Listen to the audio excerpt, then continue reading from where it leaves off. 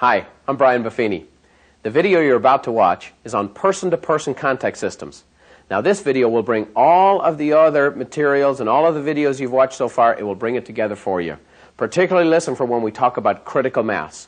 So please, take out your workbook at this time and follow along and take copious notes. Personal contact. Let's talk about the most important people to be in personal contact with, our A-plus clients. Most important people to stay in contact with are your A-plus clients. Just write in A-plus clients. An A-plus client is someone who has sent you multiple referrals. Multiple referrals. Now, if you've been in our system a while, you've been in the coaching a while, I want you to add to that multiple referrals that have closed. When you're first in the system, you'll get referrals. Not all the referrals will turn into closed transactions. By the way, does that make sense? But the more you're in this system, the more the compounding effects of this system kick in for you, the referrals will turn into transactions. They'll be higher quality. You'll be educating them more effectively. You'll be communicating the referral dialogues better. And what you'll find is that the referrals are higher quality. The most important gift to reward these clients with is your time. When in the presence of your A-plus clients, the most important activity is listening for wants and needs.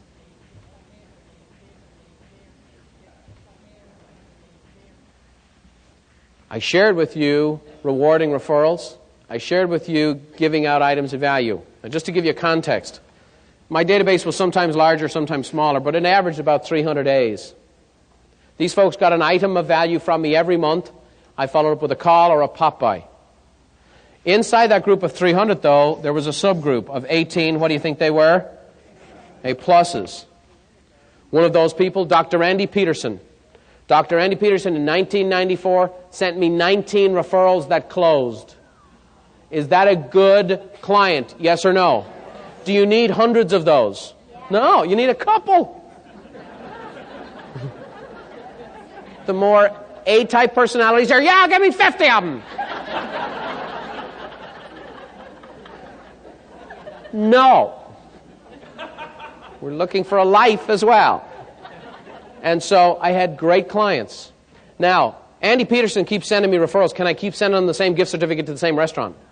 Here's my best client. So the number one gift you give the A-pluses is what? What did you write down? The greatest gift you have. The spice of the modern era. Time. More valuable than gold. Time. We're in more need of personal contact and personal communication of sincerity than ever before. We're in more need of someone to trust today than ever before. If you have a high-priced clientele, let me tell you something right now as a high-priced clientele. They're in more need of somebody to trust than ever before. And especially when you're working with, for example, more expensive clientele or wealthier people, let me tell you right now, they're in more need of somebody to trust. Does that make sense? Because every day they're being approached by people who want something from them. And what we're going to do is follow the referral principles. There's 3 things you got to do to get a referral. What was the first thing? Give. What's the second thing? What's the third thing? But you got to start with what? So what's the greatest gift you can give?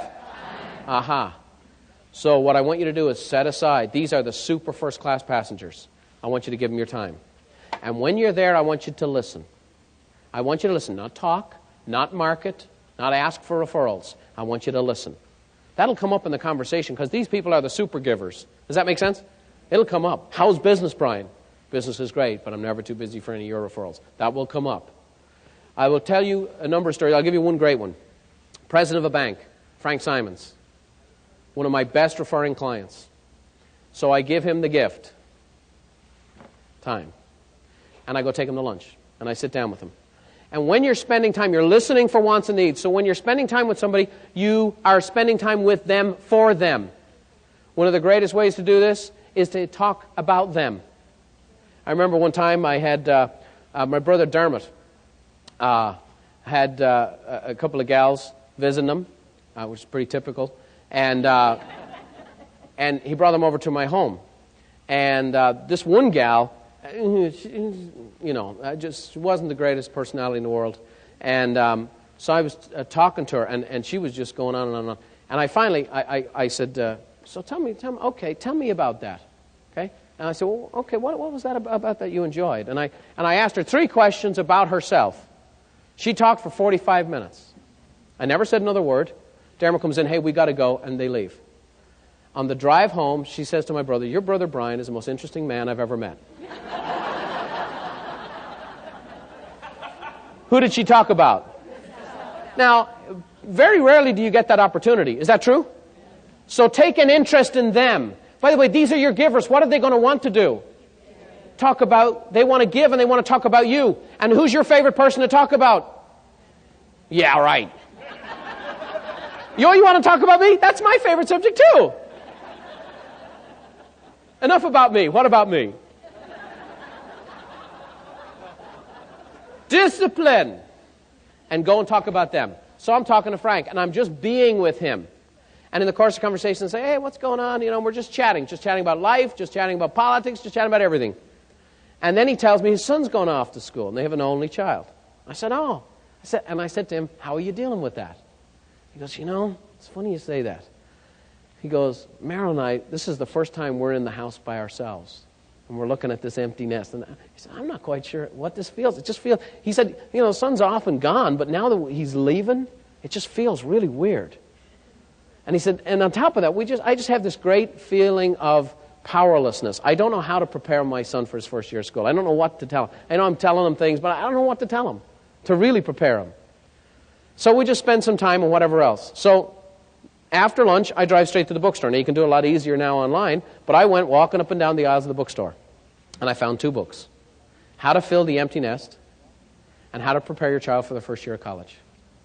Both books cost me $19.95. I write a note inside each one of them, and I send them off to Frank. Okay?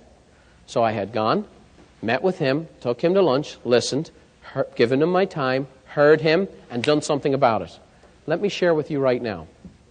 I got a phone call a couple of days later from Frank Simons. Now, this is a multi-millionaire. And he's on the phone, and he has a hard time talking to me. And I don't know, Brian, when somebody has done something like this for me. I don't know when somebody's ever done something like this for me. I can't tell you how much I appreciate this. I wouldn't have even done this for myself. Those books cost me $19.95. But those books were more than $20. If I'd have given him a $20 bill, it wouldn't have meant anything. What I gave him was myself. What I gave him was my time, and what I gave him was that I listened for wants and needs. Does that make sense? And what I made was an advocate and a friend. And here was a man, this man could not send me enough referrals. He could not send me enough referrals. Do you think he was sold on my character, yes or no? Do you think he was sold on my competence? The ability to be able to hear a need, fill a need, and do something about it. Let me share with you, the best clients and the real givers, they go nuts. And just the principle, when you give to a giver, what happens? And you give more to a giver, what do? Give to a taker, what do? They suck, that's right. So, we give to the givers, what do we say to the takers? Follow up. After you meet with them, be sure to send a personal note and an item that specifically relates to one of their wants or needs.